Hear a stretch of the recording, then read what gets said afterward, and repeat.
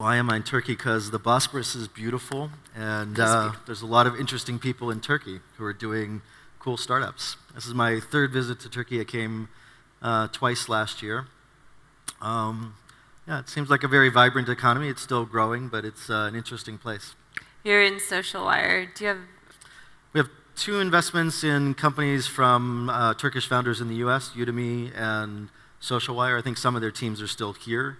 And then we actually just made an investment last week in a company, Parlak Bir Gelecek, which is doing university placement and matching for students and universities. So. Parlak Bir Gelecek. Yeah, don't get me to try and do that twice. I probably won't be able to. I think you did it really well. Parlak Bir Gelecek, and they're in education? Education and sort of helping students and universities get matched together. So you've spent a lot of time overseas. You are a world traveler.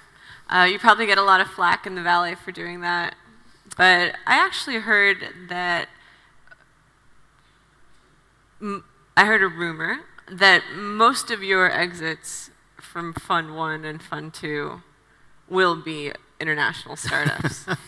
I don't know if most of them will be, but I think we're starting to see some bigger exits internationally. We had a nice win with a company that had a $200 million acquisition out of Singapore to a Japanese acquirer about last month. Yeah, I'm very optimistic about the growth and opportunities in international markets. It's still not as much historical data on exits and returns, but again, I think that's where most of the growth and opportunity is going to be coming from.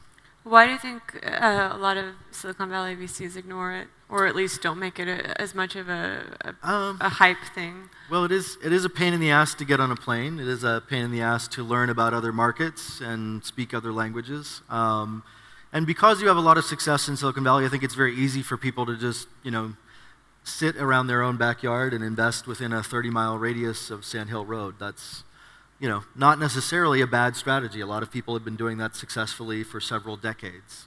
But, I think for folks who are willing to work a little bit harder and get to know people in other geographies, there's plenty of opportunity that's going to be happening in the next decade. So your latest fund, which you just raised, it has 25% committed. It's a $40 million fund. Probably more than 25% committed, actually. But 10 million committed to international startups. Why?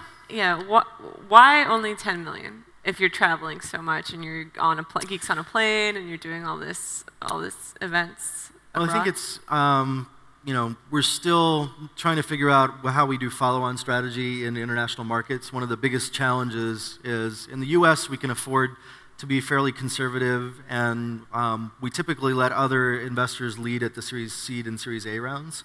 In international markets, it might require us to be more active in doing more of that ourselves. So even though we think there's a lot of opportunity in places like Brazil and India and the Middle East as well, there's less investors willing to jump in early, not at least at the same levels as in maybe Silicon Valley and New York. So we have to be a little bit more careful about where we decide to follow on. But we actually have seen success, particularly in Brazil now. Probably about a third of our companies have made it to Series A, and even a few have gotten to a Series B level. What does a founder in this audience need to do to get your attention? What are the top three things they need to be to get your business card? Ship a product, get a customer, make money. Those are the very basic things. I think for us, most of our investments come through our network. So other founders and mentors that are in 500, even though we don't maybe know Turkey and the Middle East quite as much, that's still probably more than a third, if not half of our investments come from people that we know and trust telling us that there's interesting companies. What would you like to know about Turkey and the Middle East? What I'd like to know about Turkey? We're in Turkey. I don't know. I haven't spent as much time here as I would like, so I think understanding how the SaaS and small business community is using technology is probably an interesting area. Most of what I've been exposed to in Turkey so far has been consumer startups and gaming startups. It'd be interesting to see if there's similar opportunities on the SaaS and SMB side as well. Which consumer startups and gaming startups are you looking at? So I wouldn't say we know the territory extremely well, but we got to visit Yemek Sepeti and Peak Games last year. And we're probably coming back in about a month and a half with a group of folks on Geeks on a Plane to visit a few other companies. So you've got 600 investments now, or 600 startups. Approximately. Are you going to change the name? No. I mean, I think originally, it was funny, when we named it that, people thought that was crazy and we would never get there, and now, 3 years in, we're already there. That's not really the goal. I mean, obviously that's a strategy, but I think we still need to demonstrate success with that strategy. But it looks like it's working. How is Little Bets different than Spray and Pray? Everyone asks you this. It's not different than Spray, but we do think it's different than Pray. So there is a method to the madness that we go after. It is a high volume strategy. That's absolutely true. We did about 190 investments last year. We'll probably do over 200 this next 12-month period. And again, it's really just a logical reaction to high fail rates and low cost of experimentation. In fact, I would argue that the traditional venture strategy of putting down $3 to $5 million on high fail rate companies is actually the questionable strategy. So if traditional venture capital needs no defense and it's doing all right, needs no defense? I think it needs a lot of defense, actually. You looked at asset class returns for venture capital over the last 10, 15 years? I have. They suck. But if as some bloggers have said, it's worth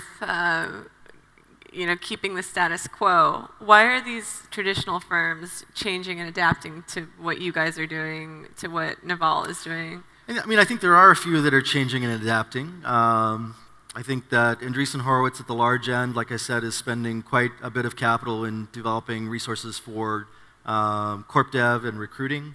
I think First Round Capital has built quite a large amount of portfolio resources around education. Google Ventures has design and data scientists on staff. AngelList is building their own platforms. So I do think there's lots of companies that are doing interesting strategies, and there's probably several that are doing interesting strategies that aren't being transparent about it. Some of the larger companies in the Valley have been known historically to do very interesting programs that they run stealth.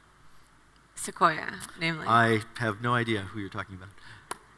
So do you think that this traditional VC model and this stealth initiative plan, do you think it'll outlast these trends as? Yes. Well, I think the stealth model is, I guess I should distinguish.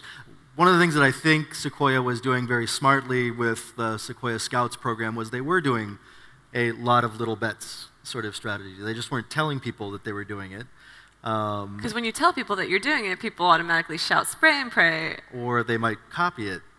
And so if there are people who are publicly sort of vilifying that strategy but silently practicing it, that might be a great strategy for investment. How do you feel about that? So you come up with this sort of new, loudish way of bringing in startups, which is ultimately a good thing. I think the 500 startups community is a great thing for founders. As much as I've talked to founders, they really like being a part of your family. So you bring this in, people shout that it's not traditional, as all innovation is. And then they sort of adopt these policies, go hire marketing managers, bring on tons of staff. How does that make you feel? Are you pissed that that's going on? Well, I think there's larger funds that have more capital to throw around who can, pursue different strategies. I think one of the things that a lot of venture capitalists have practiced over the years is, I think, a more strict and banker-oriented image, which kind of presumes a power structure where the investor is in control and the entrepreneur does not have leverage. More and more, really great entrepreneurs do have leverage. They have lots of information. They don't require lots of capital. They have multiple sources for that capital. And so I think you'll see the relationship change dramatically from one where investors have all the power and the entrepreneurs don't, to one where entrepreneurs have a lot of the power and the investors don't as much. And that's become a lot more true in Silicon Valley than it is internationally, but I think you'll see that happen over the next decade internationally as well. And as that shifts, I think you start to see that people who are investors have to work harder, both to create value and to have a communication style with with the entrepreneur. So it's not about wearing a suit and looking important and exercising leverage and control. It's about kind of relating to your customer in terms of they can understand and hopefully providing some services of value in addition to capital that they appreciate. So what's more likely to be around in 30 years, AngelList or Kleiner Perkins? AngelList or what? Kleiner Perkins? 30 years. It's a long I timeline. love the guys at KP, but that's AngelList all the way, no question. Ooh, it's going to make news. Might be 10 years. So you say 500 Startups is a platform, but you yourself are sort of a one-man show. No, that's not true at all. We have over 30 people in the company. I'm a one-man mouthpiece, perhaps, but we have 10 people doing investing. We have 20 people doing marketing and distribution and PR and education and back office. So not at all a one-man show. In fact, I would again challenge most VCs have nowhere near the people-to-capital ratio that we do. We're much more aligned with our investors as a result of that as well. We're not getting fat on management fees. If we're going to make money, it's going to be because we get to carry and we make profits. So what do you think the real value is in platform VC, beyond the check? Well, I think the word platform is overused. There are certainly legitimate online services like AngelList, Dashboard, Mattermark, Funders Club, and others that are online services. But then I think there's also just an investment of time and resources in non-investing capital. So a traditional funding venture capital firm structure is mostly partners who invest money and other teams that support them. And I think you're seeing now that there's entirely different teams that do either education, recruiting, support, monetization, distribution. There's a whole other sets of services that are probably more like a consultancy model than a banker, investment capital, or PE shop. And I think you're going to see, dramatically different types of venture capital firms emerge that spend those resources in different areas. So why go it alone? Why would an international founder just go on AngelList and start raising early stage there as opposed to talking to you or even talking to some of the larger early stage oriented VCs? Well, I think for a lot of international founders, the ability and possibility of finding an investor from, maybe Silicon Valley, maybe somewhere else in Europe is very real. We found a company that was doing dairy web statistics for dairy farms called Farmeron that was out of Croatia on AngelList. Ended up being that they went through Seed Camp first, but I'm sure that we wouldn't have gotten to meet that company if we were just waiting to meet them in person someplace. There's all kinds of companies, I think, in Silicon Valley that have got investment resources out of New York. So just being able to have a placement service that doesn't require physical presence creates a lot more opportunity. How did you find them? What are they tagging their profile with? International startup, Dave McClure? I can't remember whether Naval flagged it directly for me or whether we just happened to find it, but it was one of the things that was kind of weird that you see a web stats company based on dairy farms and cattle. But there's lots of dairy farms all over the world. That's, tens of millions of heads of cattle, probably hundreds of millions of heads of cattle. So it's actually a very meaningful business. You talked about companies that solve real problems. So web stats for milk production for dairy farmers solves a real problem. If you were starting out today and you had, you were a first-time entrepreneur, had no PayPal history, we're a farming startup from Croatia, what would you raise? Where would you raise your first round from? What would you do other than 500 startups, unless you really believe that 500 startups is the way to go? There's lots of great sources of capital. I think the initial stage would be, on your savings or in your spare time, build a functional prototype. Probably the next stage would be to try and approach a local accelerator or incubator or a local angel investor to put a small amount of capital in so you could hire a few people or expand a marketing budget. And I would be, trying to grow some amount of revenue if that type of business provided that. I think eventually getting to seed capital and Series A capital is great, but probably the first 2 or 3 years of the company's life, they're going to have to find alternative sources for capital, and that's even more the case if you're not in Silicon Valley. But again, fortunately, the cost of building startups has come down quite a bit, and the availability of education and information is widely available, thanks to places like TechCrunch too. Thank you. And thank you for your time, Dave. Cool. Thanks a lot. Thank you, everybody. You were great. Thank you, Alexia. Thank you, you. Arda. You came all the way from San Francisco, from Rio, and it was great. Thank you so much. Thank you.